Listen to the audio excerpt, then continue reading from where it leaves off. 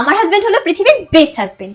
হ্যাঁ, তোমরা কি জানো সে আমাকে সবকিছুর অনুমতি দিয়ে রেখেছে। কাপড় কাচা, প্লেট বাসন ধোয়া, ঘর ঝাড়ু দেওয়া, রান্না করা, সবকিছুর অনুমতি দিয়ে রেখেছে।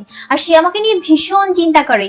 হ্যাঁ, সে বাড়ি থেকে আসার সময় তার সব বন্ধু বান্ধবের সাথে সব কথাবার্তা বলে আসে, ঠিক আছে, যাতে বাসায় এসে তার কোনো কথাই না বলতে হয় আমার সাথে। কারণ আমি সারাদিন এত পরিশ্রম করি, এত কষ্ট করি, আমি ক্লান্ত থাকি। বাসায় এসে আমার সাথে কথা বললে আমি বিরক্ত হবো কিনা, সেই জন্য সে বাসায় এসে আমার সাথে কোনো প্রকার কোনো কথা বলে না। আর তোমরা কি এটা জানো, সে তো আমাকে কোনোদিন বাইরে খেতেই নিয়ে যায় না। হ্যাঁ, কারণ বাইরের খাবার খেলে আমি অসুস্থ হয়ে যাবো কিনা, সেই জন্য। আর সে কি করে জানো, সে তো আমাকে জীবনে কোনোদিন কাপড় চোপড় কিনে দেয় না। শুধু কাপড় চোপড় নয়, জামা, জুতা, মেকআপ কিচ্ছু কোনোদিনও কিনে দেয় না। কারণ কি জানো, কারণ আমি যদি এসব পরে বাইরে যাই তাহলে নাকি আমার নজর লেগে যাবে। হ্যাঁ, সেই জন্য কোনোদিনও কিনে দেয় না। আর তোমরা কি এটা জানো, সে আমার মাথা নিয়ে ভীষণ টেনশন করে।